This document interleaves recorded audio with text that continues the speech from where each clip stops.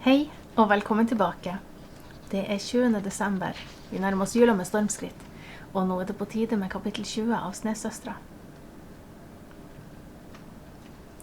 Jeg hørte stemmene til Augusta, mamma og pappa på trammen før de låste seg inn. De hadde vært på jobben og i barnehagen, selv om det var lille julaften. Men det var egentlig bra, for da var det ingen som hadde sett hva jeg hadde jobbet med hele dagen. Og nå var jeg endelig klar. Jeg satt i sofaen og ventet, men at jeg satt betydde ikke at jeg slappet av, for kroppen min var spent som en spent bue. Jeg hørte hvordan nøkkelen ble stokket i låsa. De kom inn og skrudde på lyset i gangen. Jeg kunne høre klikke fra lysbryteren og se en smal stripe lys ved dørterskelen. Enda kunne de ikke se noe, ikke før de åpnet døra til stua. Jeg hørte dem henge fra seg der ute. De var helt stille nå, kanskje skjønte de noe var på gang. Så kom de inn i stua, skrudde på lyset, og ble bare stående og blunke. Mamma, pappa og Augusta. Dette hva de så. Overalt hang det julekort.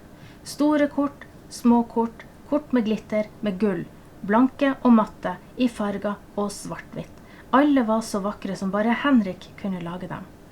Og alle hadde bilder av den samme jenta. «Det juni», sa Augusta. Jeg hadde tatt med hele albumet bort til Henrik, og sammen hadde vi plukket ut en hel haug med bilder.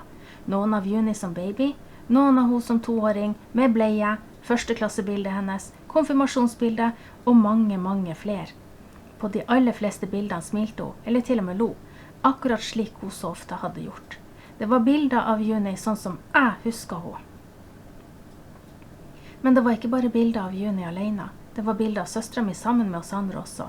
Juni i mammas armkrok. Juni som spilte badminton med pappa. Juni som hadde Augusta på skuldrene. Juni og jeg i hennes seng. Busstatt en tidlig morgen. Augusta sprang bort til noen av kortene, tok dem ned og kikket på dem. Så fine! Kjempefine! Mamma og pappa sa ikke noe. De bare gikk rundt i stua. Stoppet ved hvert eneste bilde, hvert eneste kort, og strøk en finger over bildet, over Junis smil. Augusta plukket ned noen av kortene og samlet dem i en bunke. «Kan jeg få det her? Og det her? Og det der?» «Ja», sa jeg, «vær så god». Augusta smilte bredt. «Takk!» Men mamma og pappa sa fremdeles ingenting. Jeg reiste meg. «Vil dere også ha noen?» sa jeg til dem. De svarte ikke. De gikk bare mellom kortene med liksom blanke fjes. Jeg kjente hjertet mitt dunke fort og hardt. De hadde visst fremdeles ikke tenkt å si noe. De skulle visst fremdeles ikke forstå. Jeg måtte kanskje prøve enda hardere. Jeg har forsøkt å gjøre sånn som dere har sagt, sa jeg. Og ta tida til hjelp og sånn. Og ikke snakke så mye om Juni, for da vil jeg liksom glemme sorgen. Men det går ikke.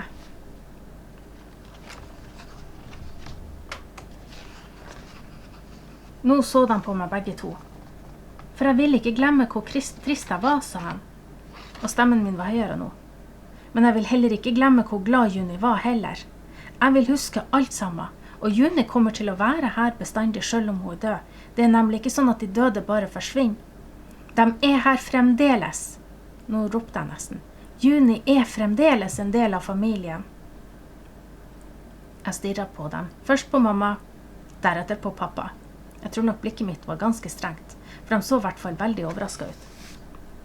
Og derfor har jeg bestemt vi skal slutte å tenke at det går over. I stedet skal vi snakke om Juni og se på bilder av henne og huske på henne hver eneste dag, for hun var glad. Hun var kjempeglad, og det skal vi også bli igjen. Jeg lukket munnen. Jeg var ferdig. Nå var det ikke mer å si. Så mye hadde jeg vel ikke sagt på en gang til dem siden Juni døde. Kanskje ikke før det heller forresten. Mamma og pappa bare fortsatte å se på meg, så kikket de på hverandre, og så på meg igjen. «Jeg synes Julian har rett», sa Augusta. Mamma åpnet munnen for å si noe.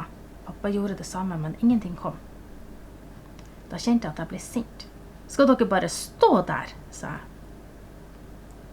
Pappa tok et skritt mot meg, men det ble visst bare med det ene skrittet. «Julian», sa han lavt. Stemmen var fremdeles helt flat. Det var kopi-pappa-stemmen. «Dere får tenke på det», sa jeg, «hvordan vi skal ha det her i huset, for nå må jeg gå.» «Hæ?» sa mamma, «hva det du skal?» «Jeg må ordne noe helt annet. Noe som ikke har med dere å gjøre. Noe med en venn. Jeg må ordne opp med en venn, og det må skje nå i kveld. Jeg gikk ut i gangen, kastet på meg jakka og skoene og grep sekken min. Julian, sa Augusta. Mamma kom etter meg. Vent da, Julian. Men jeg hadde ikke tid. Ikke tid til å tenke på hvor dum de syns jeg var. Eller hvor dum jeg syns de var. Ikke tid til å kjenne etter hvor lei meg jeg var for julekortene heller ikke hadde fått dem til å forandre seg. Ikke tid til å være sint en gang. Jeg åpnet døra og sprang ut i den mørke kvelden mens jeg slengte sekken på ryggen.